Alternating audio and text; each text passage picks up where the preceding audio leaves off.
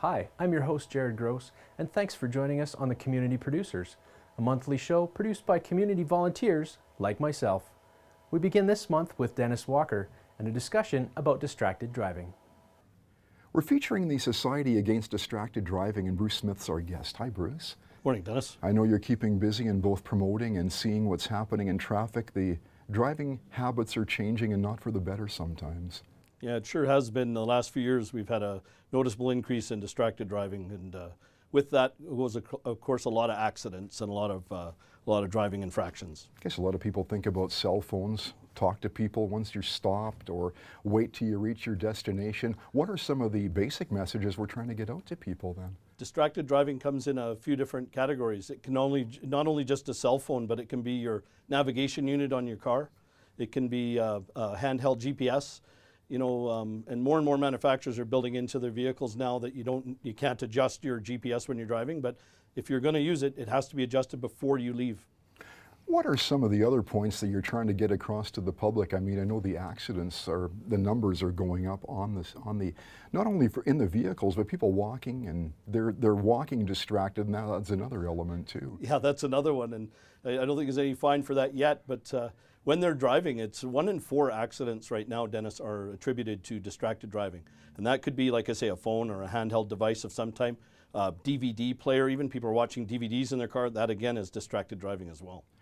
With some of the adjustments that they're making in vehicles to make this a little bit safer, I guess it's trying to get our items not in front of the eye. In other words, totally out of sight, out of mind, right? Yep, you can't look at a screen. You've got to, if you're going to use a phone in a car, it has to be hands-free, a Bluetooth device, and it has to be one button to press. You press once to answer and once to hang up.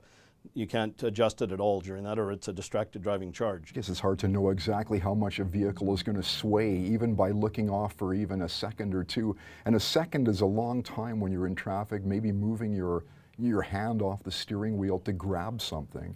They say that 50% of the drivers don't realize 50% of what's going on around them as it is before you even add a driving distracted component to it. We've shifted because we had a very successful campaign, although it took years, for people that were drinking and driving, and now we walk into another one. There's a lot more to deal with now with the distracted driving for the RCMP and for people watching in traffic. Yeah, it's every day. I mean, I've spent the last 10 years as an auxiliary Mountie on both Cranbrook and Kimberley detachments, and I see what happens from distracted driving. We attend motor vehicle accidents, and 1 in 4 right now are caused by distracted driving.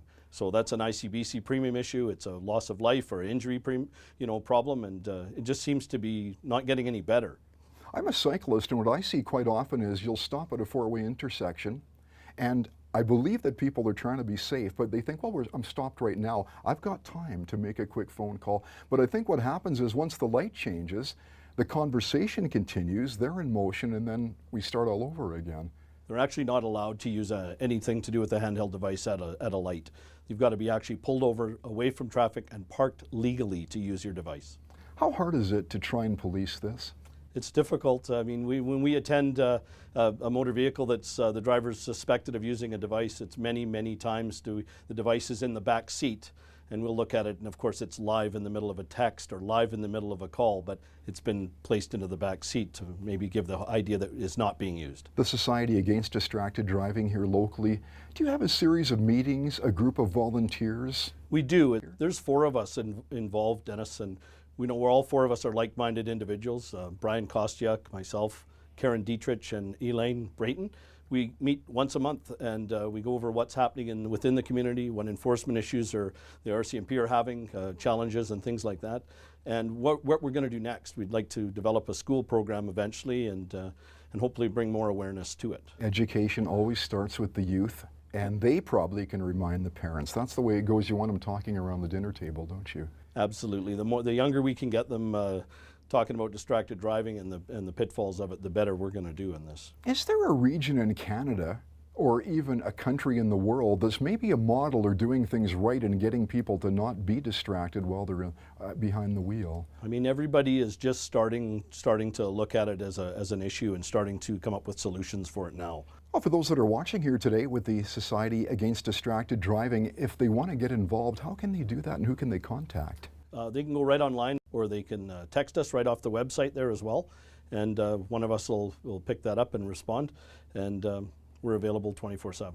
Any awareness events coming up? Signage, maybe something people would see on the road just to kind of remind them when they're driving? Just in the process of doing that right now. Of course, a lot of the fines for distracted driving, some of the penalties are changing very rapidly in the next month or two, and you're going to see a lot more emphasis brought upon it. What's the fine for that now? Right now it's $368 plus 4 penalty points, which is another $175. That's first offense. Second goes up to $520 on the points and $368 fine. There's 2 more initiatives by ICBC. Driver Improvement Program, which you'll have to take a course. You get caught twice, you could actually be prohibited from driving from 3 to 12 months. 2 times? 2 times, that's all it would be. Thanks for your good information. No problem, Dennis. Yeah, and what days do you meet? We meet the first week of every month. Society Against Distracted Driving here in the East Kootenay. Bruce Smith, our guest today on the Community Producers.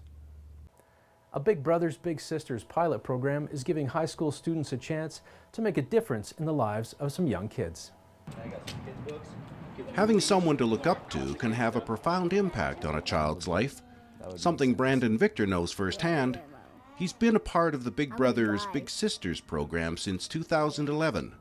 First as a little brother, now as a big brother. It was nice to have an actual person that I can confide in and relate to and actually like connect with on a personal level. When Big Brothers Big Sisters was looking for teen mentors to take part in a new trial program, Brandon's experience and passion for the organization would make him the perfect fit. When I approached him in the springtime to see if he'd want to be a mentor to an elementary school student, he was actually really enthusiastic about taking part. It's a great program in general. Like, you can connect with so many different people and you can build great bonds that last long times, and it's just, it's a win-win for everyone. Known as Teen Mentorship, the program pairs young kids with an older teen mentor, like Brandon, in order to provide a positive role model and prepare the kids for their teenage years. I think it helps further education for the child. It shows them what it's like to be a high school student, and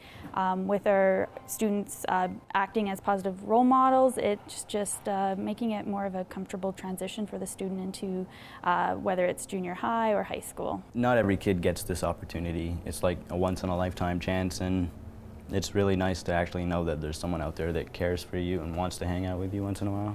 It also provides the teen mentors with their own valuable learning experience. You get to be their role model, their idol. You get to show them the better ways. Just that is like, it's giving something to myself anyways, because like, it's giving me responsibility, and it's making me a better person. Initially, it's just sort of getting involved and learning what it's like to be a volunteer and give back to their community. But more specifically, they learn leadership skills, what it's like to work with children. The Teen Mentorship program runs from October to May, with 15 90-minute supervised sessions, and will continue through the 2018-19 school year with 5 additional mentors. For more information, contact 250-489-3111. For the Community Producers in Cranbrook, I'm Bill Brewer. Cranbrook Middle School students are taking part in a nationwide initiative aimed at providing young girls with the skills needed to build careers in the male-dominated tech industry. These 28 Cranbrook Middle School girls are getting a crash course on coding. Our province is really pushing to bring in more computational thinking and computer coding into classrooms because there's a lot of technology jobs that are unfilled, and we need new ideas and more things across the country, really. Known as a hackathon, this one-day event has been facilitated by the organization Hackergal in an effort to inspire a new wave of Canadian female coders. I thought it'd be a really great opportunity, and it'd be awesome to empower more girls to come into the coding industry. Our future is going to be based around technology, so if we know how to code and how to manipulate numbers and images on a screen, they would help a lot with future careers and jobs. After some basic training on the coding application Python, students were tasked with creating a story, then turning it into a program with multiple scenes, characters, and animations. throughout the day, they've been building and building and building their programs. Some of them have as little as 30 lines in their program that still does a lot of stuff, and others have created almost 200 lines of program that goes through a very complex story, and all these different things happen and make the user actually interact with their program. While some students like Rachel Wick have coded before, this event takes their knowledge of the discipline to a whole new level. I'm used to just little blocks that say turn left, turn right, move forward, move backward, but stepping into this type of coding is kind of fun, but really hard. If you did one mess up, it would mess up most of your things, so you have to go back and reset it all. It was like the patience and trying to make sure it's all correct. At first I was really confused about having to have like the quotation marks and everything and the brackets, and I didn't really understand it, but now that I've had people help me and it's a lot easier to understand now. Along with coding, the hackathon has given the students valuable experience working in a team, problem solving, and getting creative. Something teacher Ryan McKenzie says has been key to the event's success. When you're starting something as complex and complicated as computer coding, leave it open. Play and learn and try new things.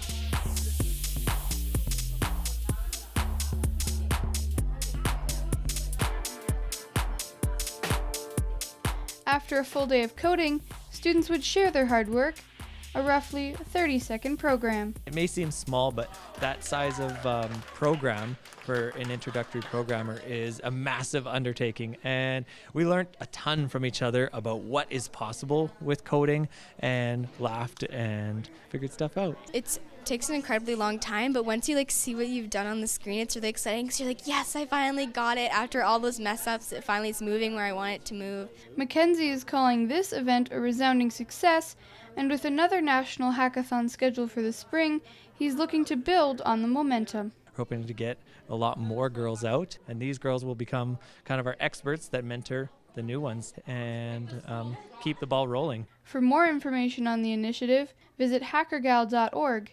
That's HACKERGAL. For the community producers in Cranbrook, I'm Layla Gross. The next Hacker Gal Hackathon in Cranbrook is slated for May 2nd. Up next, we visit the Creston Valley Chamber of Commerce to discuss a variety of events in the works. In Creston today at the Armitage Center, which is home for the Chamber of Commerce, and the manager's with us right now. Vern, how are you? I'm doing very well, thanks, Dennis. So you're getting ready. I know there was a lot of winter planning, and now we're getting into May. Blossom Festival is always a focus time here in this valley. Yeah, it's an exciting time. Blossom Festival has been in Creston since the Second World War. The history of it is fascinating, but it's something that's been going on for over 70 years, and it's an exciting time for Creston. Typically what it means is that spring is well underway, the cherry blossoms are out, and aside from a couple of years ago when it was so warm that the cherry blossoms came out about 8 weeks too early, and so there was no blossoms left at Blossom Fest. But it's a wonderful time for us all to get together to celebrate the beauties of the Creston Valley. It's always been on the May long weekend. You've got a slow pitch tournament coming up here, and a Grand Fonda we'll talk about a little bit later. But some of the other events that surround Blossom Festival here in the Creston Valley then. Well, with the Blossom Festival, in the past it has evolved from being something that was just a small celebration into a park to becoming quite a large event in the whole community. We have a large parade. For some years there's a midway here. It's a chance for our vendors as well to set up different booths and that sort of thing. There's also there's typically the car show that comes at that time. There's just a lot of stuff going on that makes it fun for the whole family. And the slow pitch tournament goes.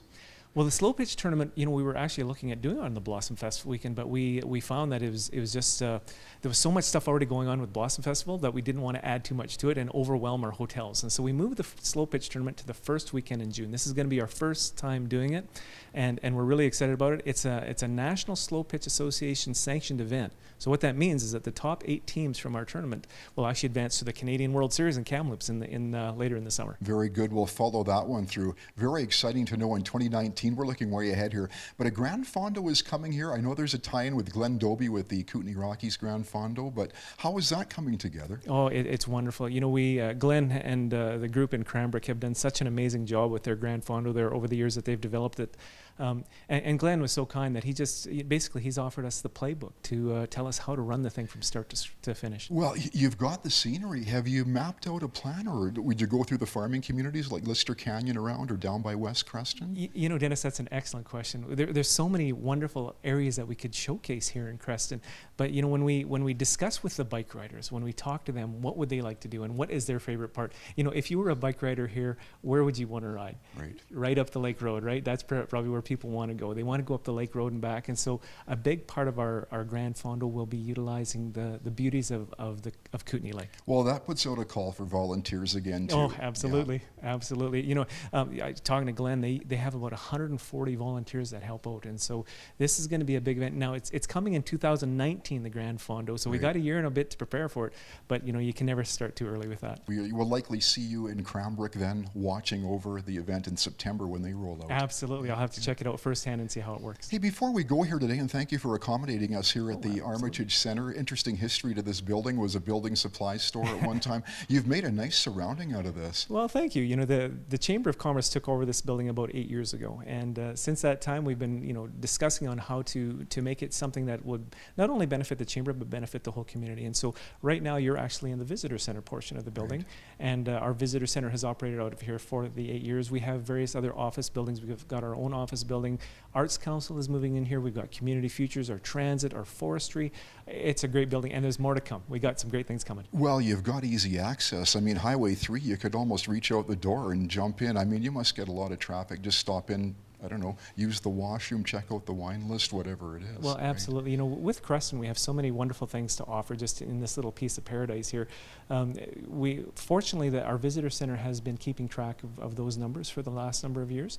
And so, you know, visitors are going up and up and up. And as we reach out to, you know, the surrounding areas and even a little bit further, our numbers are increasing. And yes, part of that is the fact that we have such a nice, easy location to come into. Are you finding there's more international tourists? Yes, over time there is. And you know, just a few other things. You know, we've got a bird fest that's been running now for 3 years and stuff. We actually had somebody from Mississippi come up for the bird fest last year. Yeah, and you've got the wineries too. Yeah. Thank you for your time today. Good luck with Blossom Festival, the Slow Pitch Tournament, planning ahead for 2019 with the Fondo too. Great, thanks. I really appreciate your time, and thanks for coming and talk to us about it. Yeah, Vern Gorham is the Chamber Manager here in Creston Valley Chamber of Commerce in the Armitage Center. That's all the time we have here on this episode of The Community Producers. I'm Jared Gross. Thanks for watching.